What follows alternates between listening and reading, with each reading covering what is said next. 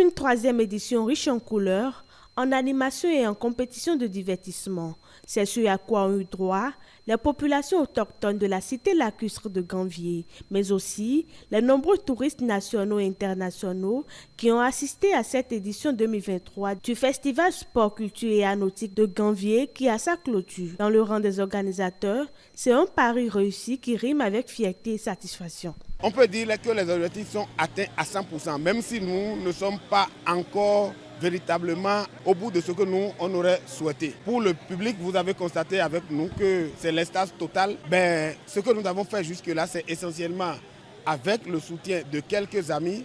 On va continuer de travailler pour que les années à venir, le gouvernement puisse vraiment tourner son regard vers nous. Aujourd'hui, nous avons connu la participation du Fonds pour le développement des activités de la jeunesse qui était venu voir ce que nous sommes en train de faire. Et on pense que les années à venir, nous aurons de plus beaux spectacles pour la population de la commune de Soava et pour le Bénin en général. Pour le secrétaire général, ces motifs de satisfaction sont favorisés en partie par la forte potentialité dont regorge la cité lacustre de Ganvié et dont il faut toujours ressortir le mérite. Pour l'édition de cette année, il y a eu tellement d'innovations et d'innovations qui nous poussent d'ailleurs à encore donner pour les éditions à venir beaucoup plus de contenu en termes de culture. Quand nous prenons l'édition de cette année, il y a à travers nos divinités que nous adorons ici, il y a le Sakpata, le Bou. C'est le moment de faire ressortir ces divinités où il y a eu des générations qui n'ont pas eu la chance de savoir, il y a 10 ans, peut-être 20 ans, 30 ans, que ce village avait ses potentialités.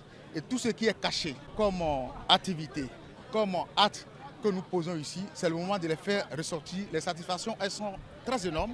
Cette troisième édition terminée en pompe avec différents challenges tels que les courses d'aviron, des concours de danse et de natation.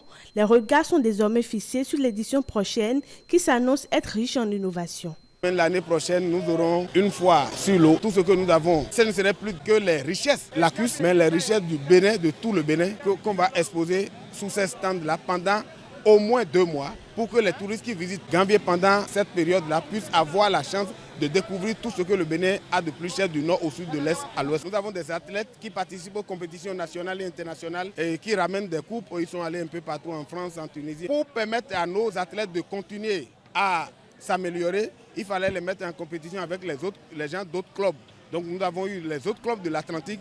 L'année prochaine, avec l'appui de la fédération, on compte aller au-delà pour prendre d'autres départements. En 3 éditions, le Festival Culture, Sport et Art Nautique a eu le mérite de révéler plusieurs athlètes d'aviron qui ont réussi à hisser au plus haut le drapeau béninois lors des compétitions internationales comme ce fut le cas il y a quelques mois en Tunisie et en France.